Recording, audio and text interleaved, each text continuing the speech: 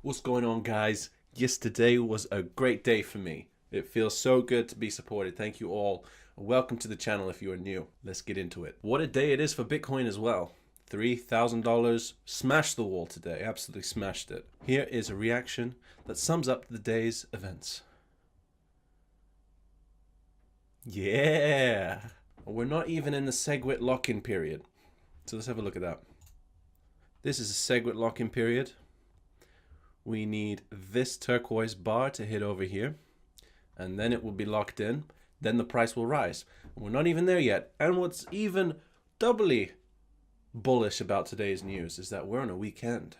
Historically, weekends have not been good to Bitcoin. Not this weekend. No siree.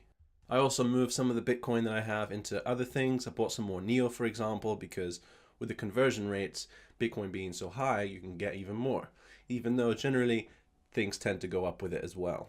Apart from Bitcoin Cash, that has been falling and falling and falling. Not really surprising. I think the market is starting to be a little bit more liquid when it comes to Bitcoin Cash. We're not quite there yet. I'll tell you why. So I sent some Bitcoin Cash to Bittrex, I think yesterday, and it's still pending. So we're over 24 hours now. If it's happening to me, it's happening to others that are wanting to sell. This is just going to keep coming down. I'm not sure where the floor is. I'm not sure where the point that people say this is a great deal, I'll buy some. Could be around $100. Could be even less. I'm not sure. It could be 200. But at the moment, it's still too high, I believe. Ripple has reclaimed its number 3 spot with a vengeance, more than double the total market cap of Bitcoin Cash. Litecoin is looking for its number 4 spot back as well. Everything else growing very nicely. Bitcoin down a little bit from its all-time high of 3,200, or it was around 3,230, I think, the new all-time high, at least on Bitstamp. Ethereum coming up nicely. Ripple, I don't really care about. Litecoin sitting pretty at 45, very nice. But everything else going up. Monero nearly at $50. NEO is on a rampage. It feels like just yesterday it was $7. And it feels like a couple weeks before that it was at 6. I got in at 7, so I'm very happy with this price. But I'm looking to buy some more. Maybe I won't buy it right now. I know there's a news conference coming up, I think on the 10th of August. The last time there was a conference about NEO, which was dubbed Ant Shares at the time, people were hyping it up. People thought something great's going to come out of it, and the price was going up. Pure speculation based on the events of the meeting. The meeting came out, nothing great was introduced. Nothing bad, but nothing great. This caused the price to tank for ages. So it's a bit of a gamble. Only those with insider knowledge know what's going to happen on that meeting. They're going to announce something great. The price will go up even further. If it's good, or if it's not good enough, or if it's bad, it's not going to be bad. But if it's not good enough, the price will come down because this price is artificially pumping for that date, in my mind at least, because this has happened before. Even EOS seems to be recovering a little bit. Now I know the price is still in the ICO, it'll last for a year. Dan Larimer tells you how many EOS tokens you're going to get based on the ether that you send him. But 181, slightly recovering from where it was just a few days ago. Steam on a very steady 130, not really budging from there. Sia coin nearly back to a penny. That's nice to see. Stellar Lumen's up quite a bit in the last 24 hours. And have a look at 10x going up, by the looks of it, 10x. This one is absolutely ridiculous. Litecoin 60% in the last 24 hours. That's pretty crazy growth. I'm not sure what caused that. I don't know anything about this coin, I'll be honest with you, but that's interesting to see. And then it's a compounding thing because people notice, oh, this coin's exploding. What's that? It's just like free press, free promotion, which causes the price to go up a little bit more, which causes even more people to notice it. And it just compounds until the point where it starts going down a little bit, then it just tumbles because of all the aforementioned reasons. Everything pointing up, up, and up. Going to the corners, look at all these lines, they're all going towards that top corner because of Bitcoin, because Bitcoin is doing so well. Now, I'm not sure the reason why it's exploding overnight. I really don't. If someone does, please let me know. But if I was to hazard a guess, I would say it's because more and more people are cashing out Bitcoin Cash. That market capital is moving back into Bitcoin, which is at 52 billion right now. Bitcoin back up to 47.9% dominance. But the total market cap looking at a very pretty almost 109 billion total. On to some comments. You guys really brought some great coins to my attention. Thank you. Let's have a look at some of your suggestions. Venus Flytraps says, Virtcoin is a diamond of the coin. Now, I'll be honest, I've seen Virtcoin. I didn't know too much about it. Haven't looked into it until today. And I'm actually really impressed with this coin. So a brief background around it. Developed to be ASIC resistant, or specialized mining equipment resistant. It gives the average consumer, such as you and me, the ability to mine competitively, not getting pushed out of the way by these huge, super specialized, expensive mining equipment from China. They have a roadmap to implement SegWit Lightning Network. They even have a planned privacy feature. There's a low circulating supply.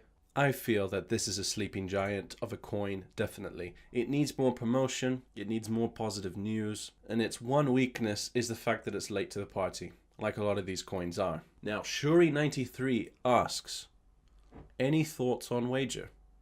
I like Wagerr. If we have a look at the coin, we can see it's held its growth for quite a long time. Ever since the ICO, you don't usually see that. Either from an ICO, it tends to go up, but most of them come up, come crashing down, slide along the floor for a while. Not Wagerr. So in that regard, it's not too late to join the party.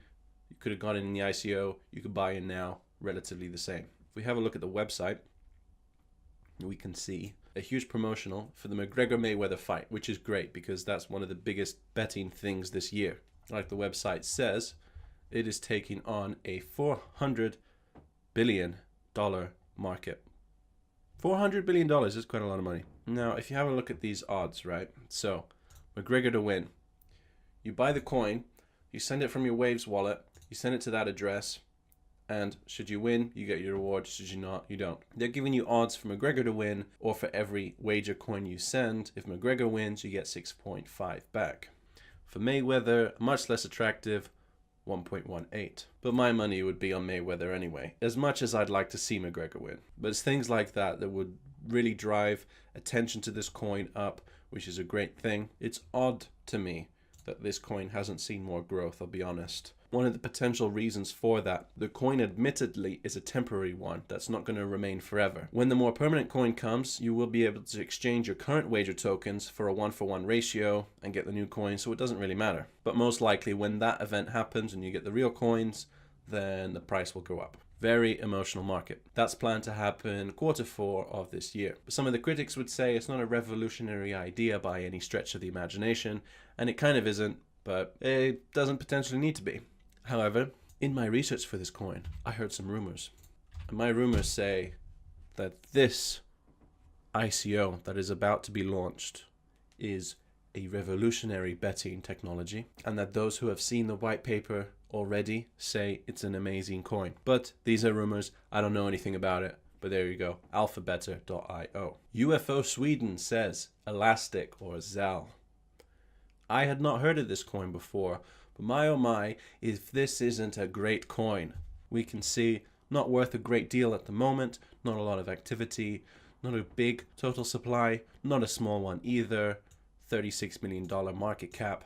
Website looks pretty good. Kind of hard to tell the difference from Golem at the start, but essentially it's not tied to the Ethereum network like Golem is. It's completely its own decentralized independent one. It has its own programming language called Elastic PL, designed to be similar to C, but a simplified version so as to not have any issues in getting it on other devices. It seems to have a very good social following, and I quite like the feel I get from this coin. So a little write-up about Elastic is, it has access to computational resources that at any given time are not subject to third-party failure, low cost, customizable, scarce, non-centralized, non-controllable, anonymous technology. It's designed to be a decentralized supercomputer. Now, even if it doesn't compare or doesn't compete directly with Golem, the industry it's taking on is a huge one. Now, supercomputing is a growing industry that grows billions and billions every year. So at the current valuation of Elastic is looking very competitive. It's looking very attractive. It already has a working prototype, and it's been running under the radar for a long time, and that's primarily due to the fact it's had very little advertising, very little PR in general. So definitely a coin to watch out for. Thank you for that one. Now, a quick update on No Limit Coin for those who are interested. The new website launched sometime yesterday, and it is looking amazing. Just look how good this website looks. Soccer is unleashed in 5 days, the platform for creating your own soccer teams, betting on who's going to win. This is why I'm so excited, because it's one of the first, if not the first, fantasy sports cryptocurrency platforms in existence that can be used around the world. People can make careers out of it in third world countries, all sorts. Here are some developer interviews with the CEO. White paper coming soon. Fantasy Soccer League starts 11th of August. Platform will launch in 5 days. That should be shortly followed by the NFL and cricket, which are two huge competitive and popular sports. Timeline. So we've got the soccer coming up, NFL, basketball, hockey, cricket. Some of the wallets that you can send your coins to, the team behind it, all in all looking very good. And this has caused a price increase. Let's go to Yobit, because it's a very emotional market. You can see yesterday it was trading around 1,300, 1,400. Today the average price 1,600. There's buy hoarders here as high as that. The one with the big volume is 1,650. Now honestly, it's almost a little bit silly, right? Because you're told something's going to happen for a long time, but you don't do anything about it. And then as soon as it does come out, you're like, oh, let's buy. Now, I'm not saying you are, but a lot of people are. A lot of people are sheep, reactionary, emotional. They buy high and they sell low. Don't be that person. Buy the rumors, sell the news. Not the other way around. Moving on to some news. Bitcoin Cash blocks have been lowered in difficulty. So that means they are being generated faster. I think currently they're taking around an hour, which is much better than the 8+ it was having at the time of its creation. However, it's still not good enough. As I did mention, I'm waiting over a day now to send my Bitcoin Cash to an exchange. But there's some interesting news behind that. So why miners that hate Bitcoin Cash might want to mine it. Now, an interesting message was picked up on one of the blocks that were formed in Bitcoin Cash. I won't repeat it, but so why would people who don't like Bitcoin Cash choose to mine it? There are a couple reasons. Mainly difficulty adjustments. They're talking about, now when a block takes too long to form, there are certain protocols that will automatically adjust the difficulty downwards so that it's easier for the block to be formed. The more that happens, the more profitable it is for miners because they'll get more Bitcoin Cash. So currently, Bitcoin is still more profitable to mine. It currently has around 10 times the reward than you would get mining Bitcoin Cash. However, if the difficulty keeps ramping down for Bitcoin Cash, there will soon reach a point where it's more profitable for miners to mine Bitcoin Cash than it is Bitcoin. And that would be huge, because as we have learned in the past, hash power and price of a coin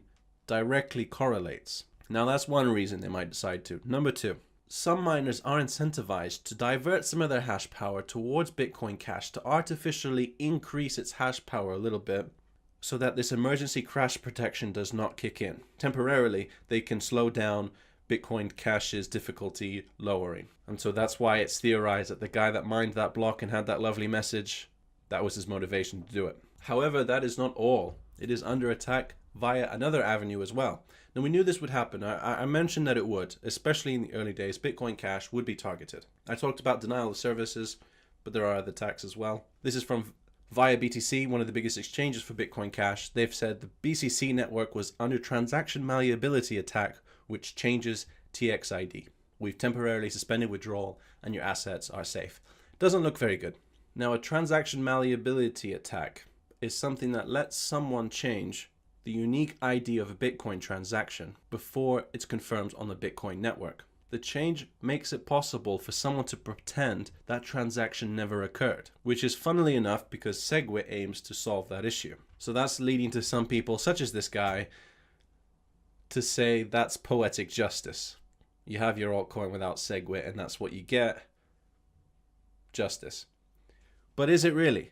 If it's the guys behind Bitcoin that know of the fault in their own protocol that are attacking Bitcoin Cash simply because they don't like them, is it truly justice? If it was some other attackers doing it, yeah, I could kind of see how you might think it's poetic justice. But if it's Bitcoin developers themselves, then I just think they're being an ass. Anyway, guys, that's it from me today. Thank you very much for watching. Please subscribe if you'd like to see more, and I will see you in the next one.